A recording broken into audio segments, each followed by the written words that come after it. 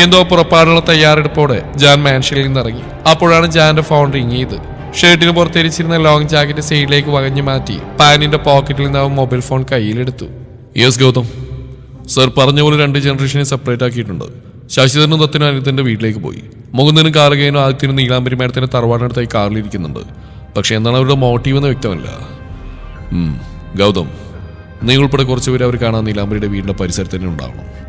അവരുടെ ഭാഗത്തുനിന്നും പ്രകോപനം ഉണ്ടായാൽ മാത്രമേ നമ്മുടെ ഭാഗത്തുനിന്ന് ഒരു മൂവ് ഉണ്ടാവാൻ പാടുള്ളൂ. ആ വീടിന്റെ പടി അവന്മാർ കടക്കാൻ പാടില്ല. If there nothing else wrong, just follow them. Okay sir. Sir, പിന്നെ സാറ് പറഞ്ഞ കാർ മാൻഷന് പുറത്തെടുപ്പുണ്ട്, ഒപ്പം ഗാർഡ്സും ഉണ്ട്. All the equipment you requested is inside the car. Okay, thanks Gautam. ഗൗതമിന്റെ കോൾ കെട്ടിയ ശേഷം ജാൻ ഗേറ്റിന് പുറത്തേക്ക് നടന്നു. ഉണ്ണിക്കുട്ടാ പിൻവിളിയുമായി വന്ന് ശിവനാഥമേനനും ശ്രീനിവാസനുമായിരുന്നു. ജാൻ തന്റെ കണ്ണുകളൊന്നും മുറുക്കി അടച്ചു തുറന്നു. പിന്തിരിഞ്ഞിടുപ്പിൽ കൈകുത്തി ഇരുവരെ അവൻ മാറി മാറി നോക്കി. ഞങ്ങളുണ്ടടാ, ശിവനാഥാണത് പറഞ്ഞു. ഞങ്ങൾ മീൻസ്? പരിക്കനായി തന്നെ അവൻ ചോദിച്ചു. ശിവനാഥും ശ്രീനിയും പരസ്പരം നോക്കി. മോനെ ഉണ്ണിക്കുട്ടാ, അങ്കിളിന് ആ കണ്ണിൽ ഇനി നീ കാണരുത്.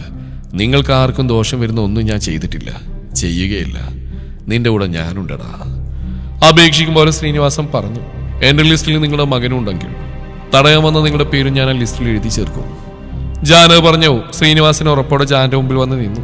ഉണ്ണിക്കുട്ടാ, ഞാനിപ്പോ നിന്റെ മുമ്പിൽ നിൽക്കുന്ന ആദിത്യന്റെ അച്ഛനായിട്ടല്ല, നാദിന്റെ സുഹൃത്തായിട്ടാ. അവനെ ഇല്ലാതാക്കിയവര് നിന്റെ കൈ കിടന്ന് പിടയുന്നത് എനിക്ക് കണ്ണു തുറന്ന് കാണണം.